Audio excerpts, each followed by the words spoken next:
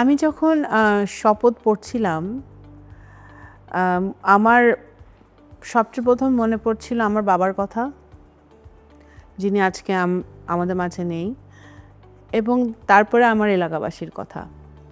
আমার কাছে মনে হচ্ছিল এই দীর্ঘ ১৮ বছরের যে আমাদের স্ট্রাগল, এই যুদ্ধে, এই স্ট্রাগলে অনেকেই আমার সাথে ছিলেন, অনেকেই আমার সহযোদ্ধা ছিলেন, আবার অনেকে ছিলেন না। এবং আমি দায়িত্বটা যে আমাকে দিচ্ছেন মাননীয় প্রধানমন্ত্রী, সেই দায়িত্বটা আমি ঠিকমতো পালন করতে পারবো নাকি সেটাও মনে হচ্ছিল। আমি তো আমার ছেলেমেয়েকে, অবশ্যই আমার মাকে, আমার ছেলেমেয়ে দেশের বাইরে থাকে, তো আমি প্রথমেই তাদেরকেই জানিয়েছি। অবশ্যই পরিবারই তো, সব মানুষ তো পরিবারকেই সবচেয়ে প্রথম জানায়। আমার পরিবারে যারা আমার আপনজন, কাছের জন, তাদেরকে আমি প্রথম জানিয়েছি। তারপরে তো সারা বিশ্বই জেনেছে, আমার এলাকাবাসী, আমার বন্ধু-বান্ধব, পরিবারের অন্য সদস্যরাও জেনেছে। দেখুন, আমি একটু রাজনৈতিক পরিবারের সন্তান। আমি পলিটিক্সের সব দিকই আমি দেখে ফেলেছি আমার মনে হয়। বাংলাদেশের প্রেক্ষাপটে আমার বাবা একজন মুক্তিযুদ্ধের সংগঠক ছিলেন। উনার রাজনৈতিক জীবন আমি দেখেছি। পরবর্তীকালে আমি নিজে যখন রাজনীতিতে এসেছি, আমি দেখেছি রাজনীতি যেমন মানুষের কল্যাণ করার জন্য রাজনীতি, মানুষের সেবা করার জন্য রাজনীতি। এই রাজনীতিটা করতে গিয়ে অনেক প্রতিবন্ধকতাও থাকে। কারণ আমরা তো মানে বিএনপি কত দীর্ঘ ১৭ বছর রাস্তায় ছিল, বিরোধী দলে ছিল। সেই জায়গাটা থেকে আমার পথ মসৃণ ছিল না। অবশ্যই নারী রাজনীতিবিদদের বা রাজনৈতিক কর্মীদের আরেকটু মনে হয় বেশি ইয়ে হয়, মানে ঝামেলা হয়, ফেস করতে হয় বেশি। বাট তারপরেও আমি বলবো যে আমাকে অনেকেই সহযোগিতা করেছেন। সবচেয়ে বেশি আমি আজকে এই মুহূর্তে আমি মনে করতে চাই যে সবচেয়ে বেশি আমাকে যে সহযোগিতা করেছে আমার পথ চলায় রাজনীতিতে, সেটা হচ্ছে আমাদের গণতন্ত্রের মাতা দেশনেত্রী বেগম খালেদা জিয়া। উনি সবসময় আমাকে সহযোগিতা করেছেন, এবং আমার পলিটিক্যাল ক্যারিয়ারে যে কোনো বাধা আসলে উনি নিজে, ওনার কাছে গেলে উনি সেই সমস্যাটা সমাধান করে দিয়েছেন। উনি চেয়েছিলেন যে আমি যাতে ভালো করি, আমি যাতে আমার এলাকার মানুষের জন্য কাজ করতে পারি, দেশের জন্য কাজ করতে পারি। সুতরাং আমার গণ্ডির, আমার যেই পরিধি ছিল, কাজের যে পরিধি ছিল, সেই পরিধির বাইরেও উনি আমাকে অনেক দায়িত্ব দিয়েছিলেন। তো সেই জন্য আমি ওনার প্রতি আমার আল্লাহ ওনাকে অবশ্যই জান্নাতবাসী করবেন, আমি দোয়া করি। ওনার প্রতি আমি অবশ্যই সবসময় কৃতজ্ঞ থাকবো। তো আমি যখন প্রথম পথ চলা আমার রাজনীতিতে, তখন তো অনেক কিছু অবশ্যই আমার ফেস করতে হয়েছে ইন্টারনালি, এক্সটার্নালি, কিন্তু উনি সবসময়, ম্যাডাম সবসময় আমাকে সহযোগিতা করেছেন। এবং পরবর্তীকালে বর্তমান প্রধানমন্ত্রী জনাব তারেক রহমান কিন্তু সবসময় আমাকে যে কোনো সমস্যা হলে সেগুলো উনি সমাধান করার চেষ্টা করেছেন। উনি আমাকে সুযোগ করে দিয়েছেন কাজ করার। তো অবশ্যই আমি ওনাদের, মানে আমাদের প্রধানমন্ত্রীর কাছে, আমাদের চেয়ারম্যান সাহেবের কাছে এবং ম্যাডামের কাছে আমি সবসময় ঋণী থাকবো সেই জন্য। অনেক স্মৃতি তো ম্যাডামের সাথে। আলহামদুলিল্লাহ আমার অনেক সুযোগ হয়েছে ওনার সাথে কাজ করার, ওনার অধীনে থেকে ওনার কর্মী হিসেবে কাজ করার সুযোগ হয়েছে। আমার কাছে মনে আছে একটা স্মৃতি, যে আপনারা জানেন যে আমাদের শহীদ রাষ্ট্রপতি জিয়াউর রহমানের শাহাদাত বার্ষিকী মে ৩০ তারিখে।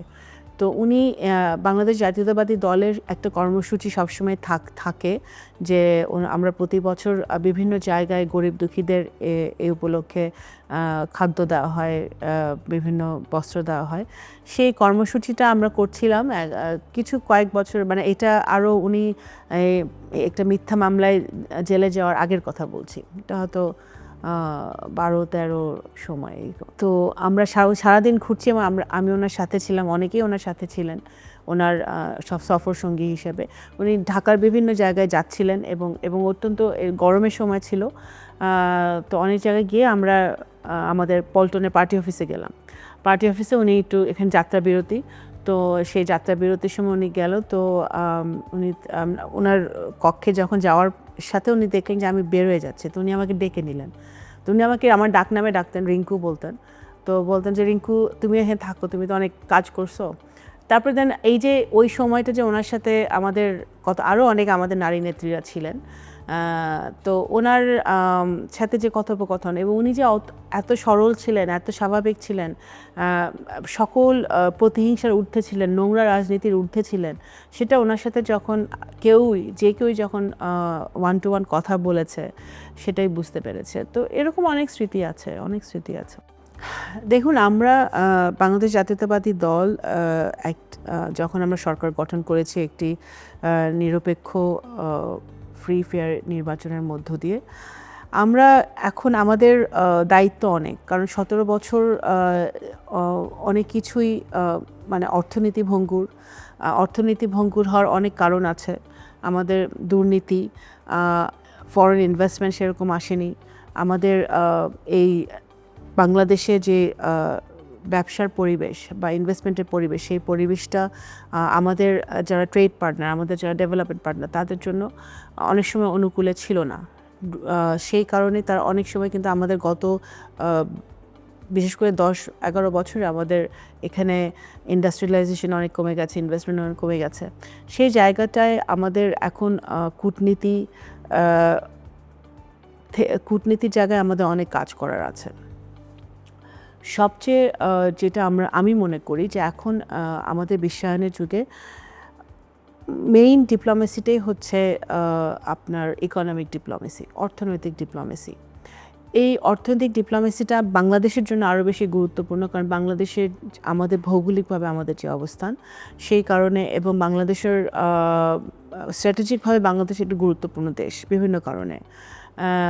সো বাংলাদেশের অর্থনীতি যদি আমরা আরও গড়ে তুলতে চাই, উচ্চ শিখরে নিতে চাই, মানুষের যদি ভাগ্যের পরিবর্তন করতে হয়, তাহলে আমাদের বাংলাদেশের কূটনীতিটাও ওই জায়গায় নিতে হবে, যেটা খুব সঠিকভাবে আমাদের ফরেন পলিসি এবার এখন আমরা যেভাবে ব্যাখ্যা করেছি, আমাদের মাননীয় প্রধানমন্ত্রী যেটা বলেছেন, আমাদের ইশতেহারও সেটা আছে যে সবার আগে বাংলাদেশ ফার্স্ট। তার মানে আমাদের প্রায়োরিটি যে কোনো দেশের সাথে আমাদের দ্বিপাক্ষিক বা মাল্টিল্যাটারাল যেই সম্পর্কগুলো আছে, সেই সম্পর্কগুলো আমরা রাখবো, বাস্তবায়ন করব, কিন্তু সেটা বাংলাদেশকে প্রথম রেখে, বাংলাদেশের মানুষের স্বার্থকে প্রথম রেখে। তো সেইটা মাথায় রেখে আমাদের কূটনীতিটা হচ্ছে, এবং সেভাবে আমি কাজ করার চেষ্টা করছি। আমাদের পররাষ্ট্র নীতিটা বাংলাদেশ জাতীয়তাবাদী দলের যে ম্যানিফেস্টো আছে, সে ম্যানিফেস্টোর আঙ্গিকেই হবে। পররাষ্ট্র নীতির অধীনে আমাদের এক ম্যানিফেস্টোতে কিন্তু সুস্পষ্টভাবে বলা আছে, এবং আমাদের ইশতেহারটাকে ইমপ্লিমেন্ট করা পররাষ্ট্র নীতিতে, সেটাই আমাদের সবচেয়ে প্রথম প্রায়োরিটি। তারপরে হচ্ছে যে দেখুন, আমাদের সার্ক ছিল শহীদ রাষ্ট্রপতি জিয়াউর রহমানের ব্রেইন চাইল্ড, ওনার একটা ভিশন ছিল, এবং সার্কের মধ্য দিয়ে এই অঞ্চলের সাউথ এশিয়ান দেশগুলোর কানেক্টিভিটি, আমাদের পিপল টু পিপল রিলেশন, আমাদের ব্যবসা বাণিজ্য, ট্রেড, কালচার, কৃষ্টি, স্পোর্টস, সব কিছু কিন্তু সার্কের মধ্য দিয়ে উনি আরও শক্ত করার একটা উদ্যোগ নিয়েছিলেন। সেটা গত 17 বছরে এটা হয়নি। সার্কের কাঠামো আছে, সার্কের সব কিছুই আছে, কিন্তু এটা বাস্তবায়নের জায়গায় আমরা যেতে পারিনি। তো সেই জায়গাটায় অবশ্যই আমাদের পররাষ্ট্র নীতির একটা বড় কাজ হবে যে আবার সার্ককে রিভাইভ করা, সার্কের অধীনে আমাদের এই সাউথ এশিয়ানভুক্ত দেশগুলোর মধ্যে কানেক্টিভিটি আরও জোরদার করা, সেটা একটা অংশ, আমাদের গুরুত্বপূর্ণ কাজ হবে।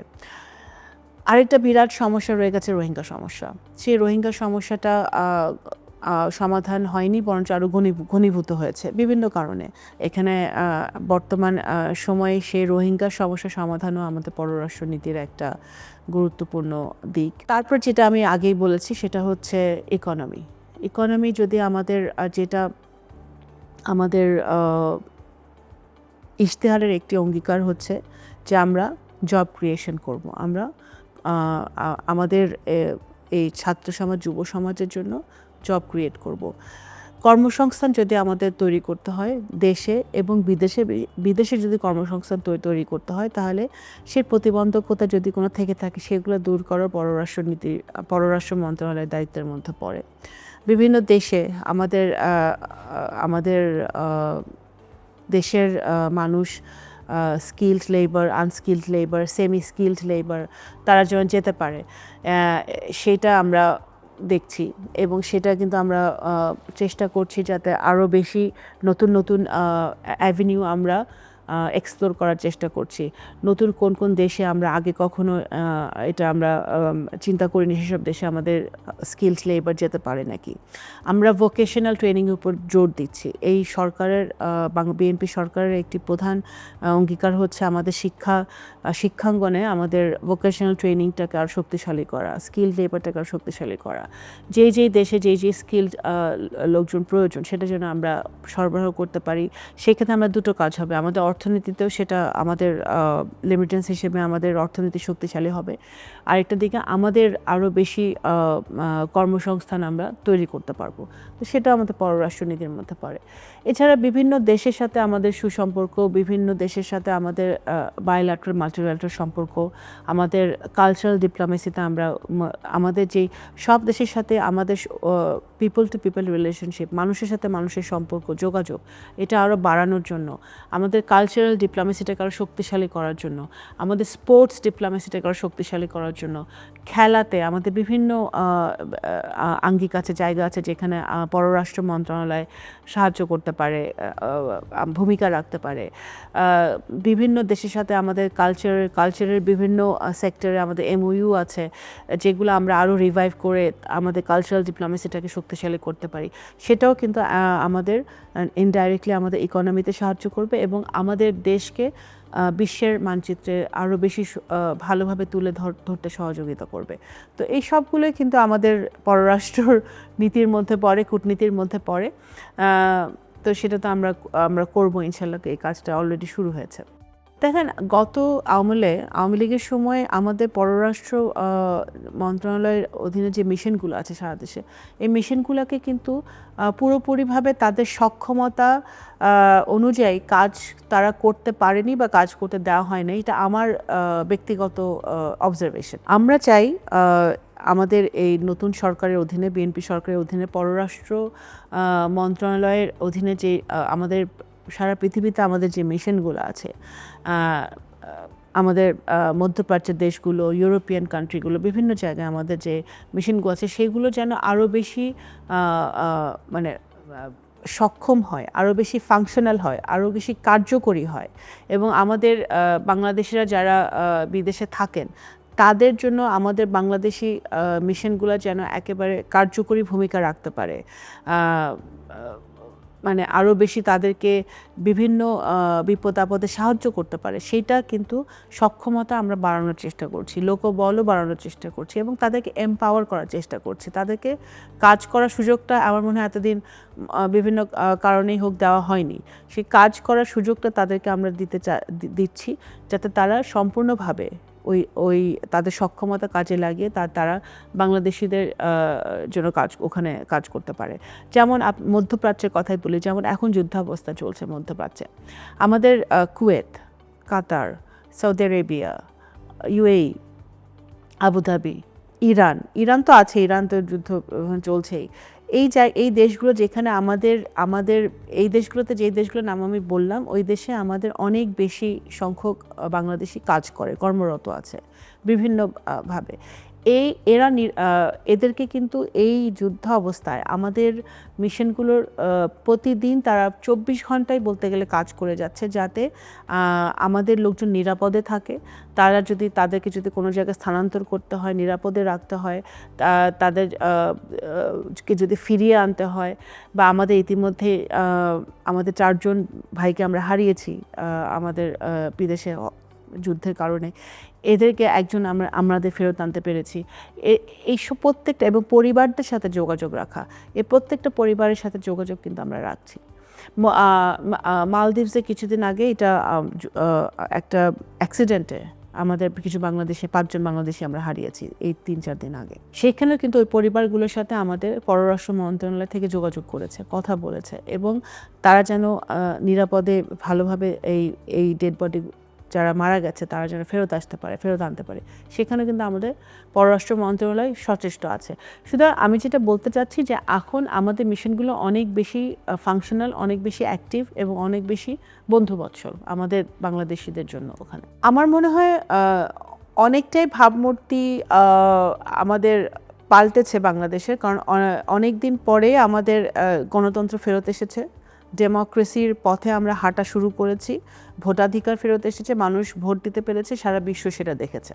তো আমাদের এখানে এই নির্বাচনের সময় বহু বিদেশি পর্যবেক্ষক ছিল, তারা তাদের রিপোর্ট দিয়েছে। তো সেটা আমরা যে ডেমোক্রেসি অটোক্রেসি থেকে আবার ডেমোক্রেসিতে আসতে পেরেছি, সেটাই আমাদের কিন্তু বাংলাদেশের একটা পজিটিভ দিকে আমরা হাঁটা শুরু করেছি। 1 নম্বর। 2 নম্বর হচ্ছে যে বাংলাদেশের ভাবমূর্তি আরও বেটার করার জন্য, ভালো করার জন্য বাংলাদেশ জাতীয়তাবাদী দল ইতিমধ্যে কাজ করছে। সেটা হচ্ছে যে আমাদের যেটা আমি একবার বলেছি, আবারও আমি রিপিট করি, যে আমাদের অর্থনৈতিক পরিবেশ এবং বিনিয়োগের পরিবেশ একেবারে স্বচ্ছ, দুর্নীতিমুক্ত করার জন্য যা যা পদক্ষেপ নেওয়ার দরকার সেটা কিন্তু সরকার নিচ্ছে, যাতে আমাদের যারা বিনিয়োগ করবে তারা যেন নিশ্চিন্তে সিকিউরিটি সহকারে এখানে বিনিয়োগ করতে পারে, এবং আমার তাদের যাতে কোনো রকম মানে এই বিজনেস করতে বা বিনিয়োগ করতে বা ইনভেস্টমেন্ট করতে বা ইন্ডাস্ট্রি করতে কোনো সমস্যা না হয়, সেটা কিন্তু সরকার সচেষ্ট আছে। এবং বাংলাদেশকে পজিটিভলি বিশ্বের মানচিত্রে তুলে ধরার জন্য এই যে মানি লন্ডারিং, এই এত যেগুলো আমরা দেখে আসছি বিগত দিনে, এই সব কুকর্ম বন্ধ করার জন্য, আমাদের প্রত্যেকটি প্রতিষ্ঠানকে শক্তিশালী করার জন্য, গণতান্ত্রিক প্রতিষ্ঠানগুলোকে শক্তিশালী করার জন্য, স্বচ্ছ করার জন্য, দায়বদ্ধ করার জন্য বিএনপি কাজ করছে। তো আমি মনে করি যে এটা যদি আমাদের সকলে মিলে, এটা তো শুধু সরকারি দলের দায়িত্ব না, সরকারি দল, বিরোধী দল, আমাদের যারা স্টেক হোল্ডার আছে, আমাদের সুশীল সমাজ আছে, সকলে মিলে একটা ঐক্যবদ্ধ প্রয়াস লাগবে। এবং বিশেষ করে আমাদের যে বিশাল ইউথ ডেমোগ্রাফিক আছে, আমাদের যে ইয়াং জেনারেশন আছে, তাদের একটা বিশাল ভূমিকা আছে। এবং বিএনপি খুবই নোয়িংলি, কনসিয়াসলি এই বিশাল জনগোষ্ঠীকে, আমাদের ইউথকে কান্ট্রি বিল্ডিংয়ে, বাংলাদেশের ডেভেলপমেন্টের কাজে এবং আমাদের নতুন বাংলাদেশ গড়তে তাদেরকে কাজে লাগাতে চায় এবং সহযোগিতা নিতে চায়। তো আমরা সবসময় বলে এসেছি যে আমরা বিএনপি যদি সরকার গঠন করতে পারে, বিগত দিন আমরা বলেছি যে বিএনপি সরকার গঠন করতে পারলে সবাইকে নিয়ে আমরা কাজ করতে চাই, কারণ একা একটা সরকার কখনই সব কিছু করতে পারে না বাংলাদেশ ডেভেলপমেন্টের জন্য। তো সেই জায়গায় আমরা সচেষ্ট আছি ইনশাল্লাহ। পররাষ্ট্র মন্ত্রণালয় এমন একটি মন্ত্রণালয় যেটা আমি কাজ শুরু করার পরে আমি উপলব্ধি করলাম যে আমাদের প্রত্যেক মন্ত্রণালয়ের সাথে কিন্তু আমাদের কাজ আছে। ইন্টারমিনিস্ট্রিয়াল সব মন্ত্রণালয় আমাদের পররাষ্ট্র মন্ত্রণালয় জড়িত কোনো না কোনোভাবে। তো কাজের পরিধি অনেক বড়। আমরা এতক্ষণ ধরে যে আলোচনা করলাম, বহির্বিশ্বের সাথে সম্পর্ক রাখা, বিভিন্নভাবে তাদের সাথে যোগাযোগ রাখা, তাদের সাথে কাজ করা, এটা তো একটা কাজ আছেই। এবং আমি বলবো যে আমি লাকি যে আমার মন্ত্রণালয়ে আমার যে পররাষ্ট্রমন্ত্রী, উনি অত্যন্ত ডেডিকেটেড এবং উনি অনেক কাজ করার স্পেস দেয় সবাইকে। He is very professional that way. তো আমার কাছে মনে হয় যে, এবং ওনার নিজেরও যেহেতু অনেক বিশাল একটা এক্সপিরিয়েন্স আছে এই ডিপ্লোমেসিতে, কূটনীতিতে কাজ করার। তো বিগত দিনে উনি বহু বছর উনি ইউএনএ কাজ করেছেন। ওনার অনেক যেহেতু এই সেক্টরে ওনার অনেক এক্সপিরিয়েন্স আছে। তো আমি মনে করি যে ওনার এখানে আমার শেখারও একটা জায়গা রয়েছে, এবং এখানে আমাদের কাজের পরিধির কোনো সমস্যা নেই, কারণ কাজ অনেক, এবং নতুন নতুন কাজ করতেও কেউ বাধা দিচ্ছে না। কারণ আমরা তো নতুনভাবে পররাষ্ট্র নীতিটাকে সামনে এগিয়ে নিয়ে যেতে চাই, কূটনীতিটাকে সামনে এগিয়ে নিতে চাই, আমরা ইনোভেটিভ কিছু করতে চাই। সেই জায়গাটা থেকে আমার অনেক কাজ করার সুযোগ আছে, বহির্বিশ্বের সাথেও এবং বাংলাদেশেও। এখনও ভারসাম্য আমি বুঝতে পারছি না কীভাবে রাখবো, কিন্তু হ্যাঁ, অবশ্যই রাখতে হবে, কারণ আমার এলাকার মানুষ আমার প্রায়োরিটি। তাদের প্রথম কথা, আমার এলাকার মানুষের ভাগ্য উন্নয়ন করা, আমার এলাকার মানুষ ডেভেলপমেন্ট করা, সেটা আমার একটা প্রায়োরিটি। তো সেই জায়গাটায় আমি ইতিমধ্যে অ্যাকচুয়ালি আমি কাজ শুরু করেছি যে আমার এলাকায় কী কী সমস্যাগুলো আছে, রাস্তাঘাট, হসপিটাল, আমাদের শিক্ষা অনেক আমাদের এখানে শিক্ষা প্রতিষ্ঠান প্রয়োজন। এই কাজগুলো আমি ইতিমধ্যে আমার মতো করে শুরু করেছি। ভারসাম্যটা আমার কাছে মনে হয় আরও বেশি আমার একটা জায়গায় আসতে হবে যেখানে আমি আমার প্রতিদিনকার কাজটা করেও আমি আমার এলাকার মানুষের জন্য সময় বের করাটা কঠিন, কিন্তু আমি সেটা চেষ্টা করছি যাতে আমি প্রতি শুক্রবারই চেষ্টা করি যে আমার নির্বাচনী এলাকায় যেতে। আমি তো এটা তো আমার খুবই একটা কাজের জায়গা, নারী নেতৃত্ব। আমি খুবই নারী নেতৃত্বে বিশ্বাসী, নারীদের এম্পাওয়ারমেন্টে বিশ্বাসী, সক্ষমতায় বিশ্বাসী। নারীদের ক্ষমতায়নের জন্যে আমাদের অনেক কাজ করতে হবে। রাজনৈতিক দলগুলোর যেভাবে কাজ করতে হবে, আমাদের ব্যক্তিগত জায়গা থেকে কাজ করতে হবে। আমি আমার জায়গা থেকে নারীর ক্ষমতায়নের জন্য আমার দলের ভিতরে আমি যেভাবে কাজ করি, দলের বাইরেও আমি কাজ করে যাচ্ছি। আমাদের আরও বেশি নারীদের রাজনীতিতে আসার প্রয়োজন, আরও বেশি নারীদের ডিরেক্ট ইলেকশনে নমিনেশন পাওয়ার প্রয়োজন, আরও বেশি নারীদের আমাদের বিভিন্ন সেক্টরে ডিসিশন মেকিং জায়গায় আসা প্রয়োজন।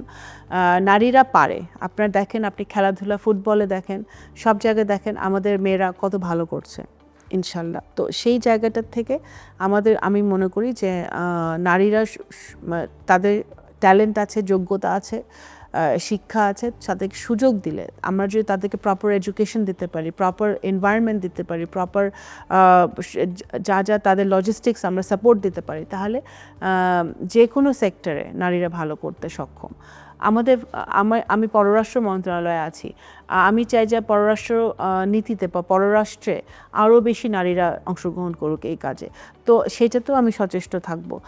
আমার দিক থেকে আমি সবসময় চেষ্টা করে যাব নারীর ক্ষমতায়নের দিকটা, নারীর বিরুদ্ধে যে অ্যাবিউজগুলো হয়, নারী নির্যাতনগুলো হয়, সেগুলো কীভাবে বন্ধ করা যায়, আমাদের আইনের শাসন আরও কীভাবে সুদৃঢ় করা যায়, নারীরা যে সুবিচার পায়, সেই জায়গাটা থেকে আমি কাজ করে যাব আমার জায়গাটা থেকে।